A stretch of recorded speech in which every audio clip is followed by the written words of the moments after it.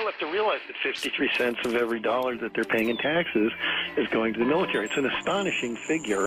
There's an enormous amount of money being blown on war and killing and destruction. But well, break this down. Break this down a little bit. You know, how much money? Where's it going? Well, look, there's a $3 trillion 2011 budget proposal. It'll probably go a little higher, but they always do. But, you know, so let's round it up, $3 trillion that is being proposed for the next year. And of that includes a direct Pentagon budget request of $717 billion at this point. That'll also rise, as it always does. There's a proposal for $158 billion. They call it contingency fund for the two wars, but that'll rise. Then you got $40 billion in black box intelligence funding that doesn't get written in the budget, but really what is that? They never tell us how much they spend on the CIA and the NSA and the DIA and all these different intelligence activities, which are all war-related.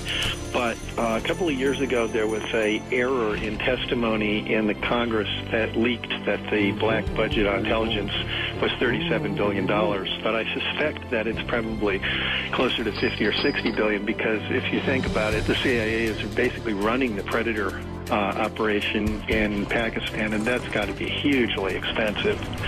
So, you know, I suspect that the intelligence budget is probably much more than the $40 billion I gave it. Then you got another almost $100 billion in non-Department of Defense military spending, and that includes things like the military portion of NASA, military spending by the State Department. Remember, they hire all those military contractors to guard their embassy operation in Iraq and their embassy operation in Afghanistan and so on. It's pretty huge. Then you've got the Homeland Security budget that is largely military, and then the VA, $123 billion in veterans benefits for the damaged goods from all our wars.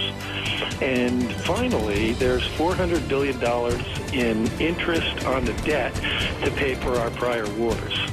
And that's just the interest. So that all adds up to $1.6 trillion. $1.6 trillion? And sort of like, how does that compare to the recent health care bill?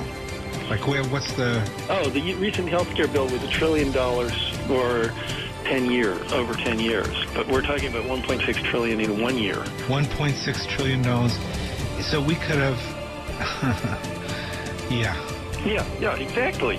Next time you hear that the government needs to cut funds for providing medical care to the children of laid-off workers, or that supplemental unemployment funds are running out, next time you hear that federal funds that are needed to fund extra teachers at your school are being cut, or that Social Security benefits need to be cut back, or retirement age needs to be increased to 70, next time you hear your local post office has to be shut down for lack of funds, next time you hear that Medicare benefits need to be reduced, think about that 53% of your tax payment that's going to finance the most enormous war machine the world has ever known. And that's the truth.